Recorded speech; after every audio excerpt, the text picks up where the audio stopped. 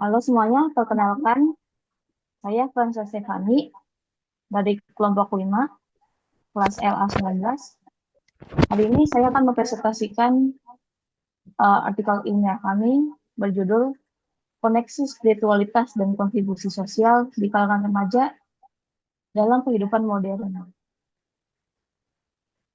Anggota kami berempat, Zeta Moniqua Rafaela, Evo Atobarani Muhammad, Michael Vincentius Jau, dan saya Fransa Stefani.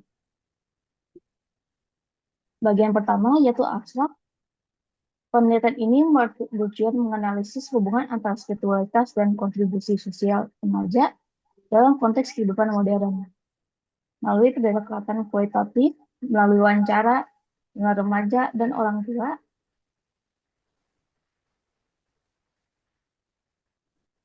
dengan remaja dan orang tua di lingkungan masyarakat, penelitian ini mengungkapkan bahwa spiritualitas remaja tidak hanya dimaknai sebagai praktik ibadah individu, tetapi juga berfungsi sebagai landasan motivasi untuk terlibat dalam berbagai bentuk kontribusi sosial. Temuan penelitian menunjukkan bahwa remaja dengan kehidupan spiritual yang aktif cenderung lebih termotivasi untuk berpartisipasi dalam kegiatan sosial, baik melalui lembaga formal seperti sekolah dan gereja, maupun melalui inisiatif mandiri seperti donasi digital. Kajian teoritis ini mengintegrasikan perspektif mudah sosial, fungsionalisme struktural, dan peran agama di ruang publik untuk menganalisis fenomena ini. Selanjutnya, yaitu latar belakangnya. Di tengah kehidupan umat beragama, ibadah sering bersifat individual, sehingga solidaritas melemah.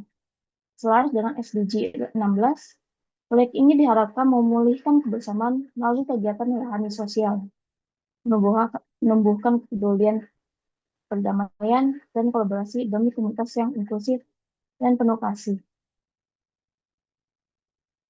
Dan untuk rumusan masalahnya, yang pertama, yaitu bagaimana tingkat dan bentuk spiritualitas yang dimiliki remaja dalam kehidupan modern. Yang kedua, bagaimana bentuk kontribusi sosial yang dilakukan remaja dalam kesehariannya. Yang ketiga, sejauh mana spiritualitas mempengaruhi motivasi dan keterlibatan remaja dalam aktivitas sosial. Selanjutnya akan diteruskan oleh Monik. Oke, selanjutnya ada tujuan. Yang pertama itu mendeskripsikan tingkat serta bentuk spiritualitas remaja dalam konteks kehidupan modern. Kedua, mengidentifikasi jenis-jenis kontribusi sosial yang dilakukan remaja. Ketiga, menganalisis pengaruh spiritualitas terhadap motivasi dan keterlibatan remaja dalam aktivitas sosial.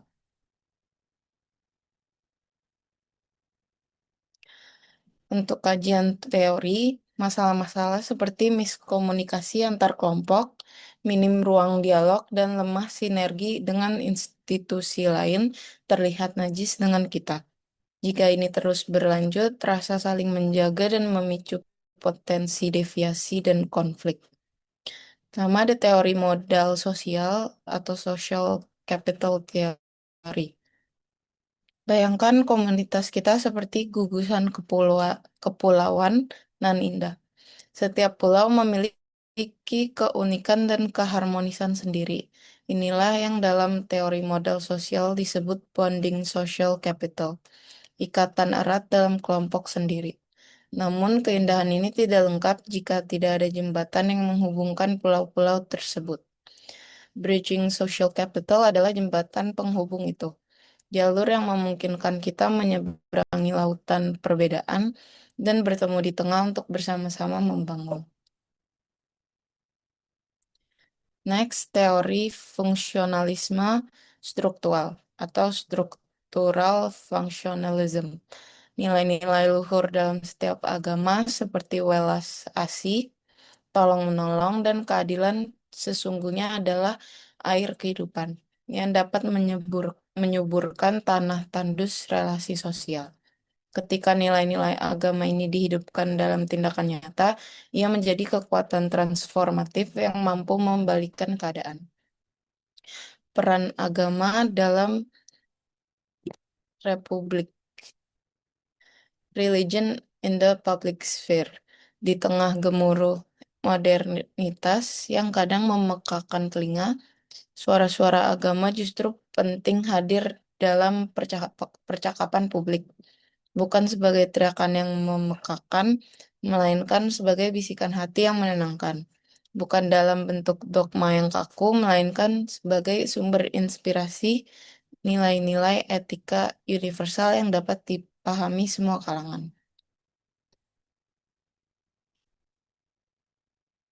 Selanjutnya akan dijelaskan oleh Revo.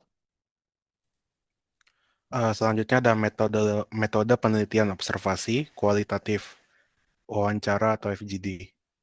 Wawancara adalah metode pengumpulan data yang melibatkan interaksi langsung antar wawancara dan responden melalui tanya jawab secara lisan. Tujuan utama wawancara adalah untuk mendapatkan informasi, pandangan, pendapat, atau pengalaman dari responden terkait topik atau masalah tertentu. Dan selanjutnya ada daftar pertanyaan untuk kalangan orang tua.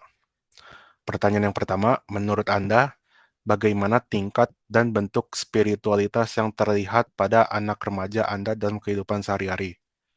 Yang kedua, aktivitas sosial atau kontribusi apa saja yang sering dilakukan anak Anda, baik di sekolah, lingkungan rumah, maupun komunitas tertentu. Pertanyaan ketiga, dalam pandangan Anda, sejauh mana spiritualitas mempengaruhi motivasi anak Anda untuk terlibat dalam kegiatan sosial atau membantu orang lain?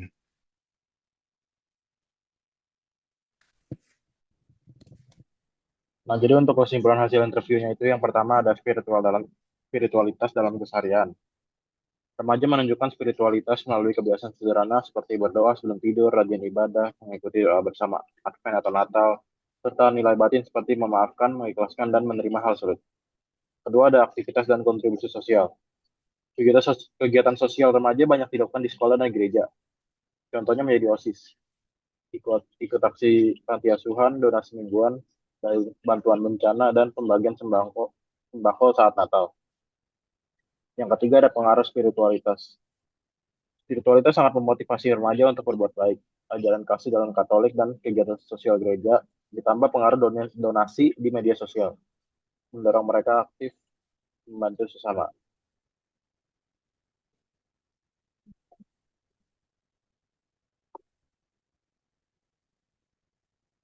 Untuk hasil dan kesimpulannya itu secara keseluruhan, spiritualitas berperan penting dalam membentuk karakter remaja. Kebiasaan rohani sederhana dan nilai kasih mendorong mereka aktif dalam kegiatan sosial seperti donasi, aksi gereja, dan bantuan kemanusiaan. Spiritualitas menjadi sumber motivasi untuk peduli dan membantu sesama.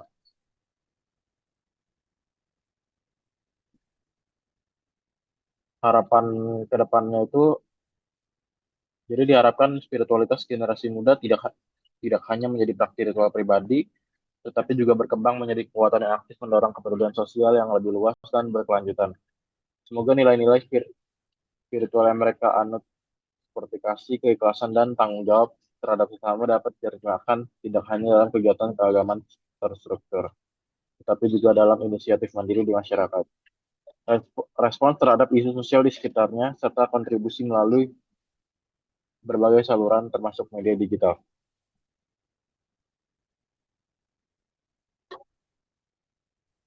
Sekian presentasi dari kelompok kami. Terima kasih.